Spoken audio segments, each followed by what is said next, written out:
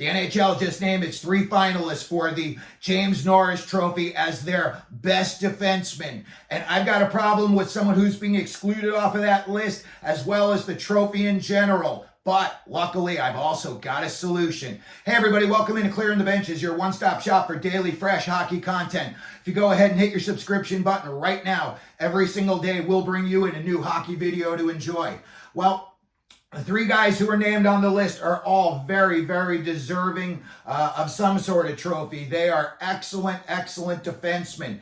But I think the Norris Trophy should have a stipulation. It seems like it's really geared towards the offensively gifted players and not so much like the stay-at-home, muck-it-up defensemen. So I think they should maybe, put a little something onto the Norris Trophy, or maybe change the name of it if they want to modify it a little bit. Maybe make it like, the Paul Coffey Trophy. Paul Coffey was an amazingly offensive, gifted skater, and he could score like none other. Or, you really want to just go old school, call it the Bobby Orr Trophy. He knew how to find the back of the net as well. And as far as the best defensive defenseman, I think you need to make a new trophy, and they need to call it the Ken Daneyko Trophy. I just dropped a video explaining all about who Ken Daneyko is and why they should have a defenseman trophy named after him. He was a smothering, stay-at-home type of guy, and I think there are so many of those types in the league just not getting any recognition. There's so many big-name guys having amazing years. Gus Forsling down in Florida, coming in at a plus 56 during the regular season. Nothing for nothing, but Cale Makar was a plus 15. And, you want to say it's the best defenseman? Listen, like I said, have your Paul Coffey offensive version of it, have your Ken Daneyko defensive version of it. So again, I just dropped a video not too long ago explaining everything you need to know about Ken Daneyko and why he would be an excellent choice to have a trophy named after him. And I also put in some candidates who I think would win his trophy. And that would also give it a little bit more of a understanding of why I would name it after him. You could see a modern day comparison. So again, I would come up with the Ken Daneyko Trophy for the most defensive defenseman, and we'll keep the James Norris Trophy the way it is, or maybe change it to the Paul Coffey or Bobby Orr Trophy. Now, as far as this year's list, I'm sorry, but I got a big problem with Evan Bouchard being left off that list. I know you're only putting 3 guys in there, and I know that Makar, Quinn, Hughes, and Josi all had amazing years. I personally think it could be Quinn Hughes in a unanimous vote. When you look at the numbers that Quinn Hughes put up this year, 92 points, a plus 38, and all season long, he only had 52 giveaways. Think of every time they dumped the puck in his corner, they tried to do a smash and grab on him. And in, 80 games, he only gave the puck away 52 times.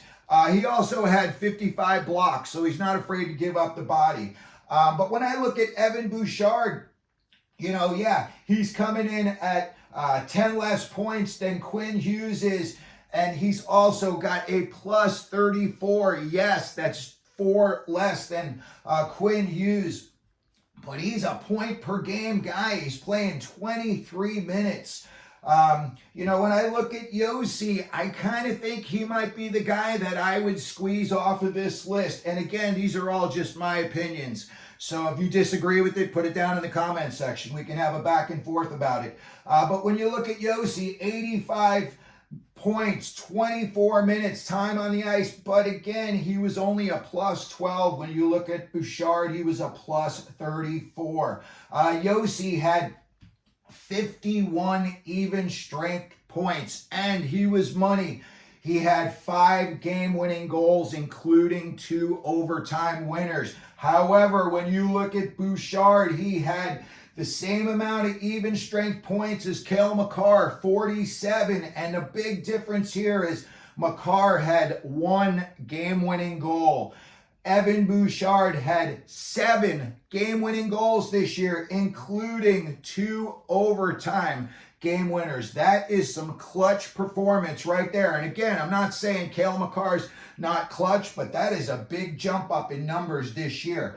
And again, like I said at the beginning, all of these guys are very deserving. I just kind of think that Bouchard's getting squeezed out this year, and he shouldn't be. I think one of these other guys may have to come off of the list. Look, when I look at the block shots, you know, you look there, I'll say one thing about Josi and Makar. They are giving up their bodies. 151 block shots for Josi, 148 for Makar. Bouchard's coming in. He's only got 105, so I can see where you would give the nod to Makar and Josi over him there.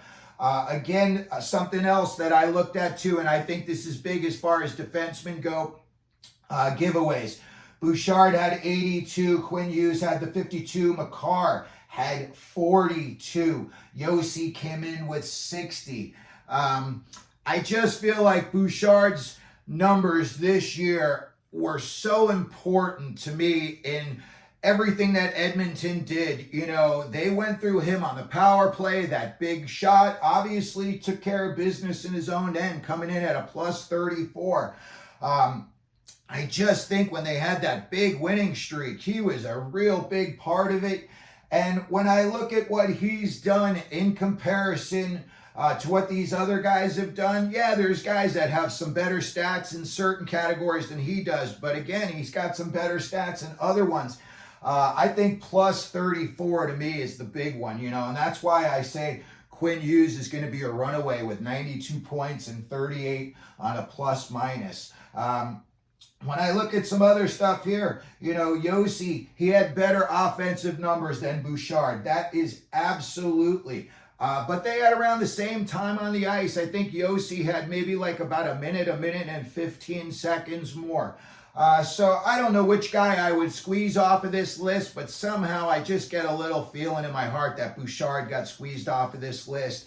And I think maybe one of Makar or Josi could have gone, and Bouchard could have gone in his spot. So, again, I just wanted to say, you know, I think Bouchard should have got a little more recognition this year when it came to that. I think maybe if they're going to do this in the future, they could get a little more fan interest going. Instead of having 3 finalists, you make it have like, you know, 4, maybe even 5 finalists.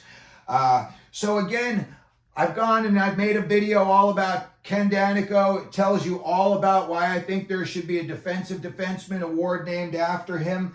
And something that I'm using really as like the template for it is stuff like plus minus, hits, penalty minutes. When you look at Ken Daneyko, he was the total package as far as that goes.